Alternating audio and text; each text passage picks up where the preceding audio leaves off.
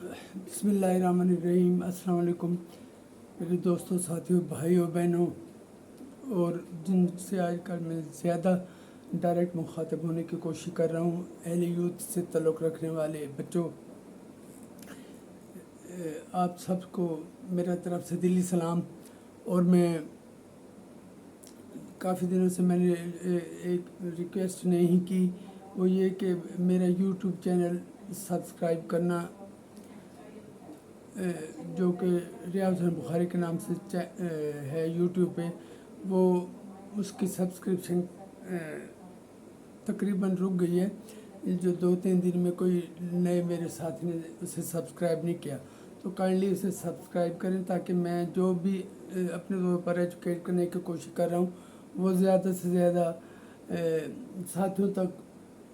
बच्चों तक पहुँच सके। और उन्हें मानना मानना उनकी ज़िम्मेदारी है, लेकिन मैं अपना फ़र्ज़ समझ के ये पूरा कर रहा हूँ। और इसके साथ साथ अब चंद दिन रह गए हैं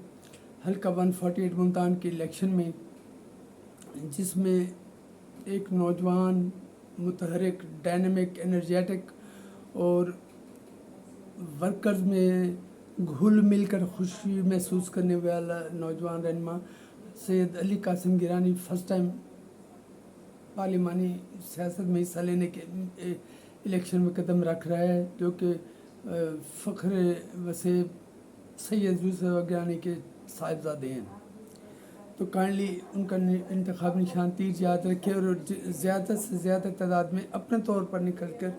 जिन्हें निकाला जा सका हम निकालेंगे, या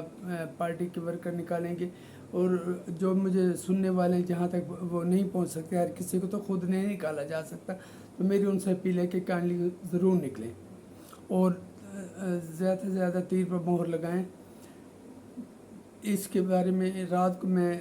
वीडियो एक करूँगा, लेकिन अभी मैं सिर्फ वही कंटिन्यू कर रहा हूँ जिसका मैं पार्ट 2 कल रात को आप तक पहुँचा चुका हूँ, वहीं से शुरू करता हूँ। बहरहाल फ्रांस ने बीबी शहीद के तौर पे वो यूरेनियम देने का मुआहदा रिविज़िट किया, दोबारा वो मुआहदा बहाल हुआ, और वो 18 महीने की हुकूमत थी बीबी की, जिसके 6 महीने बाद उनके ख़िलाफ़ तहरीक अदम एतमाद लाई गई। और ये वही तहरीक है जिसके पीछे जो भी थे जिनकी फंड भी की गई थी बहुत ज़्यादा, लेकिन और उनके ख़िलाफ़ काम भी बहुत किया गया था, लेकिन वो जुल्फ़िकार अली भुट्टो शहीद की बेटी थी, उसके साथ ही जिसमें जुल्फ़िकार अली भुट्टो शहीद भी के वक्त वो नहीं थे, लेकिन जब बीबी पार्लिमानी सियासत में आई तो सैयद यूसुफ गिलानी उनके दाएं बाजू बन चुके थे, उनके सर पर शफ़क़त का हाथ रख चुके थे। शाह महमूद कुरैशी भी शामिल हुए, जो बाद में हमेशा की तरह धोखा देकर चले गए, लेकिन वफा की निशानी यूसुफ गिलानी आज तक वहीं खड़ा है। और अब उनके सारे साहिबजादे मुल्तान की खिदमत के लिए आगे आगे हैं, और इंशाअल्लाह मुल्तान को बहुत जल्द आप पहले से भी बेहतर सूरत हाल में पाएंगे। तो अली कासिम गिलानी के लिए मैं रात को वीडियो करूंगा। इस वक्त मैं सिर्फ वो बात कर रहा हूँ जब जो मेरा सिलसिला चल रहा है, अभी कुछ दिन चलेगा। जब यूरेनियम का मुआहदा हो गया, फिर अल खालिद टैंक बनाया गया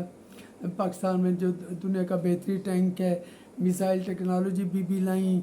और कंप्यूटर लिटरेसी प्रोग्राम बीबी ने दिया, और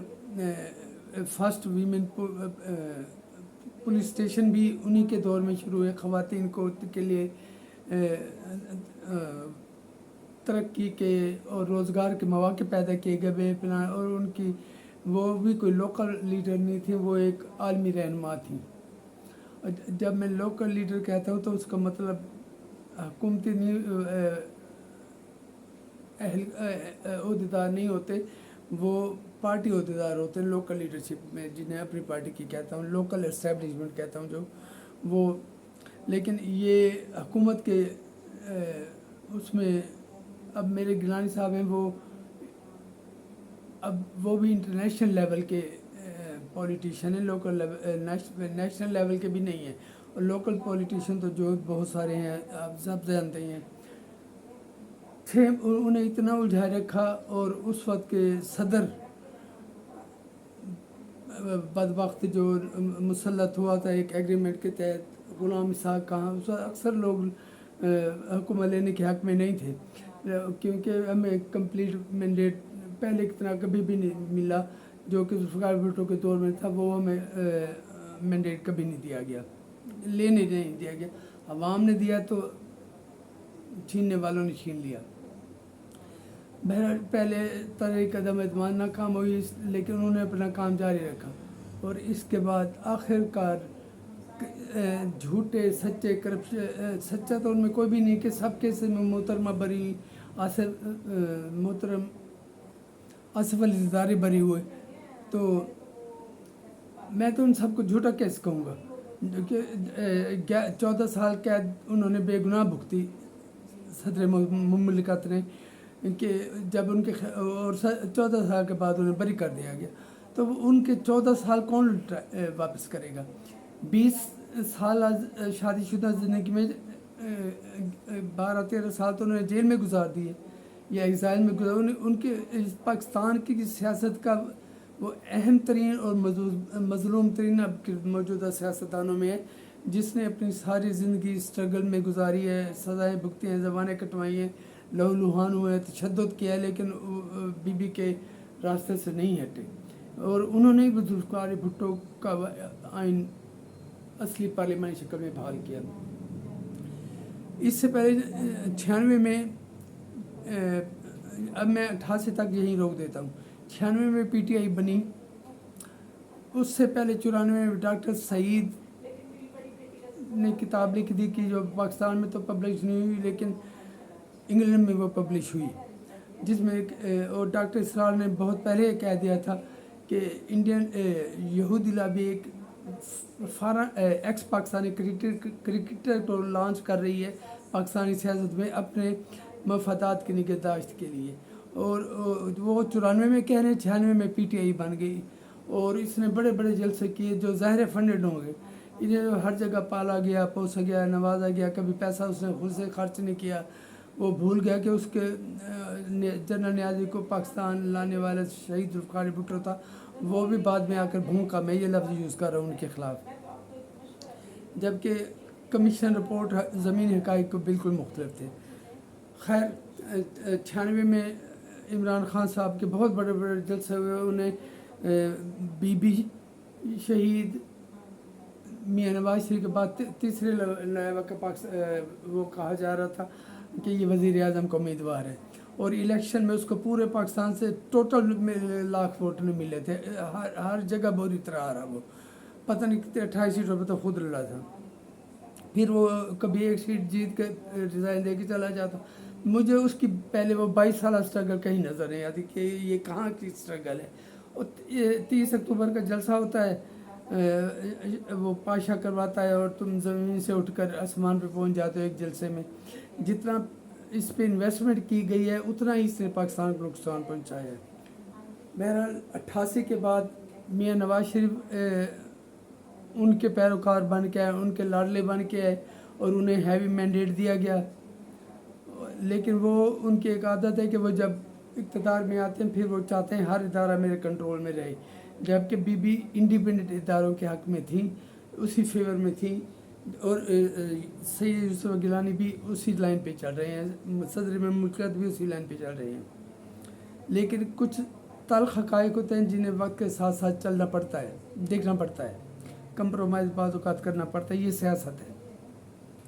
تو 93 میں نواز شریف ہے جو اپنی روایتی ہٹ درمی کی وجہ سے، پھر ان کی حکومت بھی اسحاق خان ہی فارغ کی، اور ان پر بھی کرپشن کے بہت سارے الزامات لگائے گئے، اور 96 میں 90 میں آئے تھے، 90 میں نواز شریف آئے، 93 میں بی بی پھر جیت کے اقتدار حاصل کر لیتی ہے، اور بمشکل 3 سال میں پھر ان کو ہٹا دیا جاتا ہے۔ اس دفعہ ہٹانے والا ایک آستین کا سانپ تھا، فاروق لغاری، جس کے نام کو اب آج کل کے بچے جانتے نہیں ہیں، اس کے اولاد در بدر ہو رہی ہے، اور اس آستین کے سانپ کو ذوالفقار بھٹو نے کہاں سے اٹھا کر کہاں پہنچایا اور بی بی شہید نے اسے صدر مملکت بنا دیا، لیکن وہ خود غرض بھی انہی کے ہاتھوں میں کھیل گیا، ان کا اعلی کار بن گیا اور اپنی ہی پارٹی کی حکومت پر جھوٹے الزامات لگا کر برطرف کر دیا، اور الیکشن کا ڈور ڈالا گیا جس میں بی بی شہید کو پورے پاکستان سے پاکستان پیپلز پارٹی کو 16 سیٹیں دی گئیں، لیکن وہ بیٹھیں انڈر پروٹیسٹ بیٹھی اسمبلی میں۔ میاں نواز شریف نے 2/3 میجارٹی مانگ لی تھی، انہیں 2/3 میجارٹی دی گئی اور بی بی 16 سیٹوں کے ساتھ بیٹھی تھی۔ ان کا سب سے پہلا کام دیکھیں، وہ اپوزیشن میں ہے اور اپوزیشن میں انہیں پہلے سیشن میں میاں نواز شریف کو مبارکباد دی اور پھر انہیں میسیج بھیجا کہ ہم اسپیکرشپ کے انتخاب سے اپنا امیدوار وڈرا کر رہے ہیں اور آپ کے اسپیکر کو بلا مقابلہ ہم منتخب کروا رہے ہیں۔ میاں صاحب کا چہرہ سرخ ہو گیا خوشی سے۔ یہ پولیٹکس ہوتی ہے، یہ نہیں ہوتی کہ میں ان چوروں ڈاکوں سے ہاتھ ملانا پسند نہیں کرتا۔ نہ کرو، جو بندہ کسی کو سلام کر کے راضی نہیں وہ مسلمان کیسے ہو سکتا ہے؟ میں مسلمان کیسے انسان بھی نہیں مانتا۔ میں یہی اپنی ویڈیو ختم کرتا ہوں، اس کا اگلا پارٹ آپ کہ جب 96 میں نواز شریف صاحب کی حکومت بن گئی 2/3 والی، اس کے بعد کیا ہوا یہ میں آپ کو کل جو میری آڈیو ہوگی ویڈیو ہوگی وہ اس میں بتاؤں گا، اور یہ میں مختصر سے مختصر کرنے کی کوشش کر رہا ہوں تاکہ میرے ساتھیوں کو تھوڑا بہت اندازہ ہوتا جائے کہ ہمارے ملک کے ساتھ کیا کھلواڑ ہوتا رہا ہے۔ کل انشاءاللہ آپ سے ملاقات ہوگی، لیکن رات کو میں سید علی قاسم گیلانی کے بارے میں ایک چھوٹا سا ویڈیو میسیج آپ کو دوں گا، اور میرے ساتھی امید ہے میرا وہ ویڈیو بھی لازمی دیکھیں گے۔ آپ کا بہت بہت شکریہ۔